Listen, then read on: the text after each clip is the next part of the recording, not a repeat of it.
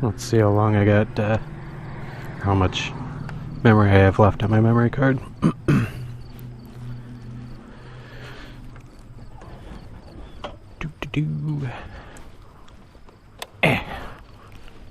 They put the switch in a really convenient spot on these bikes.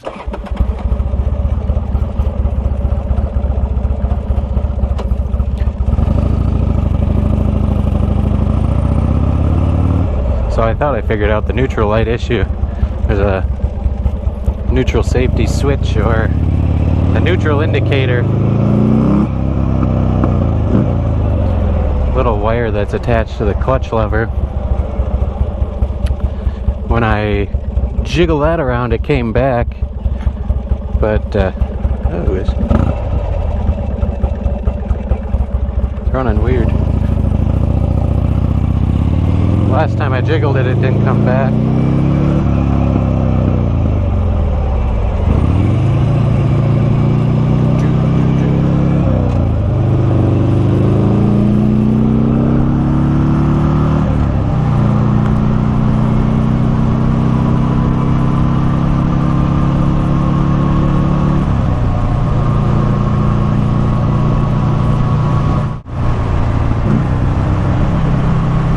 Found my new favorite way to Oshkosh, or to Fond du Lac from Oshkosh. It avoids most of the shitty traffic. And the road is a lot better than 46. I think it's 46. I always mess it up. It's either 45 or 46 that runs alongside Lake Winnebago. Boom. Once you get closer to Fond du Lac, there's so many just ruts in the road. Or buckles, I mean, where the concrete meets the seam and it starts to come up. It just jars my back for a good 10 minutes. This way is pretty decent. The roads aren't perfect, but they're better. Probably going to be talking to myself for no reason in a little bit. I'm not going to hear it if the camera beeps.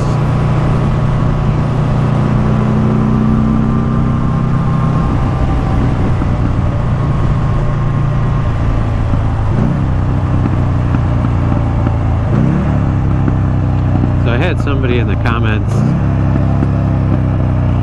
ask me about, or asked me if a Buell was the right bike for them. They had concerns with parts availability and competent people to work on them. And I kind of told them the truth. It's like the parts availability on these things, depending on what you need. A lot of stuff is interchangeable with Harley stuff for the internals of the engine, but if you're looking for body work or little odds and ends on the body, it's a pain in the ass to find them. You can find them in the Buell pages and on eBay, but the people with these parts are asking a fortune for them, which in my personal opinion, just trying to find the right RPM range here. In my personal opinion, I think is wrong to ask all this money for the Buell parts when the motorcycles themselves don't bring that much money. So I picked this thing up for $3,000. Why would I pay $600 for a set of luggage bags for this thing? It makes no sense. I'm not an expert. I'm just going off of what my intuition tells me. And again, if the bikes aren't bringing that much money, why the hell would the parts bring that much money? It's ass backwards. It's people trying to take advantage of a market because the types of people that get into these just fall in love with them and they justify it based off of the emotions that this bike and these bikes give them. I just think it's wrong. Because most of the people selling them, I look around on their page and it doesn't even look like they ride themselves. So they just buy and sell the parts to try to make money off of us, and they don't even join us. So that's one issue with Buell's. Parts availability is not fun. Now competent workers or competent people to do maintenance on it, that's another story as well. a lot of people won't touch them. You can get lucky and find your Harley mechanic that won't mind going through them, but if you need like your fueling adjusted and your ignition, your timing adjusted, it's kind of a pain in the ass to find somebody. It's not like a regular Japanese engine where you can just plug it in and tune it. You can do that, but the tables are different. It's a different setup than most Japanese bikes. And I'm not an expert on that either. I've only been into Buells for about a year. I have a little bit of history with the brand itself. It goes back to when I was a child. In around 95, 96, so I would have been about a year old. I was born in 95. My dad worked at the Buell plant in East Troy, and then he had a couple of buddies that worked there as well. But as a baby, they were telling me, when they would say Ducati to me, they taught me to say ew, because Ducati at the time was Buell's main competition. So even as a baby, they were instilling it in me.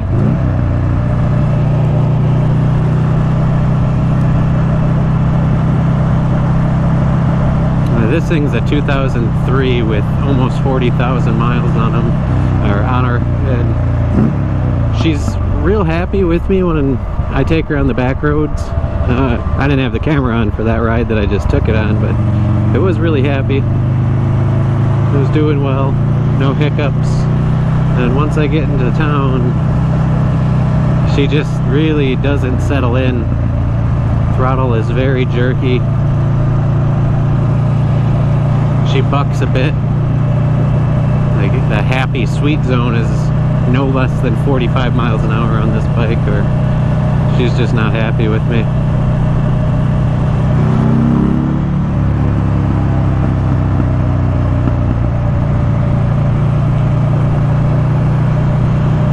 So finding somebody to work on these things is another story as well. I would do your due diligence of whatever area you live in.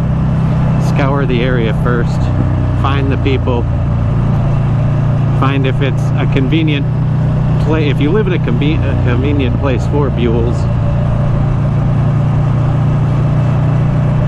I live in Wisconsin, so that's where these were made. Most of the people that made these bikes live in this state, so it makes more sense to own one here than say somewhere they didn't do too well.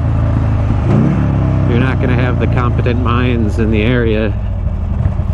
Social media is always nice. You can pick people's brains that way, but it's always reassuring to have somebody physically present that can help you with what you need. So if those two things are steering you from Buells or putting you on the fence, I would definitely look at another bike. The person that should buy this type of Buell right now is somebody who absolutely loves this era of Buell, because it's not a convenient machine to own. The brand was repurchased and they're making new hammerheads, 1190 hammerheads. They bought Eric Buell's last design, his 1190 RX, and they're remanufacturing that. Calling it the Buell Hammerhead. Maybe they're still calling it the 1190 RX, and then they have the 1190 SX, which I personally haven't seen one yet. I've seen a Hammerhead that's posted on Facebook.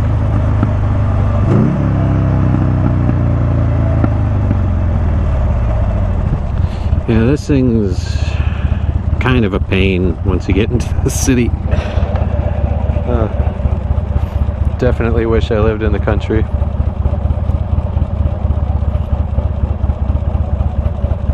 And with her being so old, it's just a matter of time till this engine decides to shit the bed.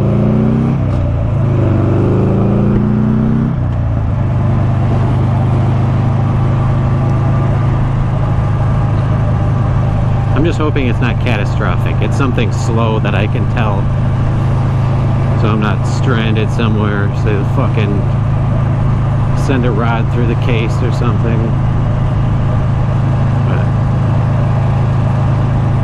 Because she's ticky, but it's not rod knock, to my knowledge, ticky. It just sounds kind of like valve train.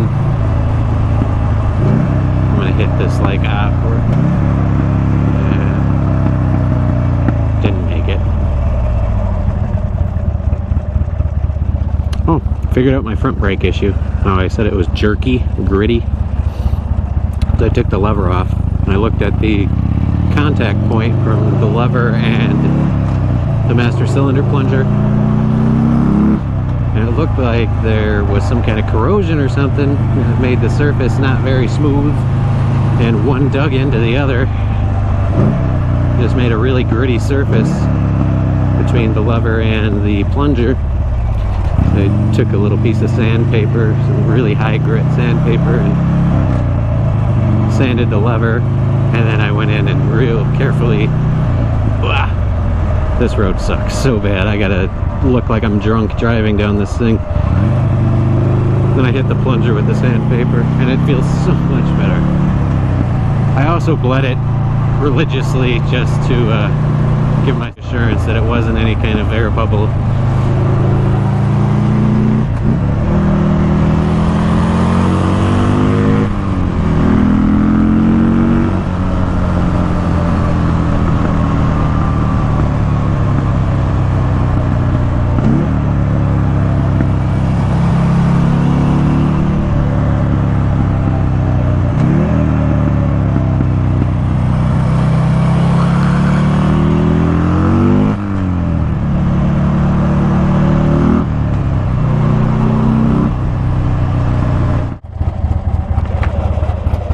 Plap, plap, plap, plap, plap, plap.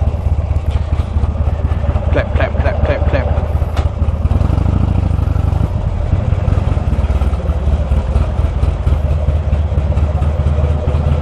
Burp.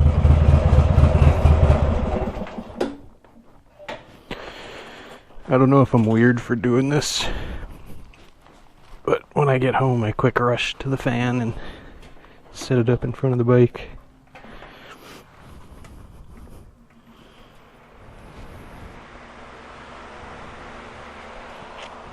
Oh, hopefully I covered that topic well enough, and hopefully this camera is still recording. Hey!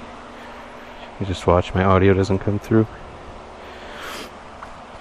There's another thing I didn't share with YouTube yet, is this thing. This is how I got it set up so far. This is my visor case. So when I'm going from daytime to nighttime, I can swap my visors around easily. But I bought something.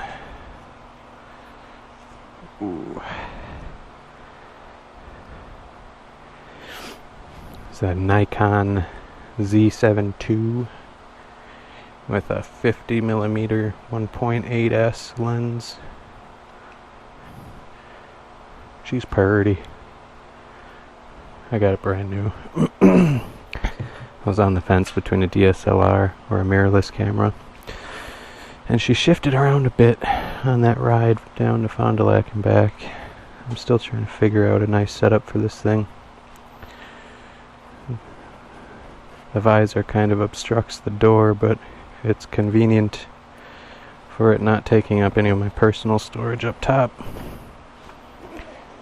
Up here I got all my goodies. Stuff I went to Fond du Lac for.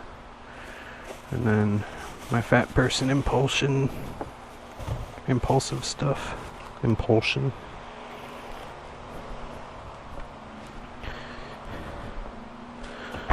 Alright, I guess I'll end it here.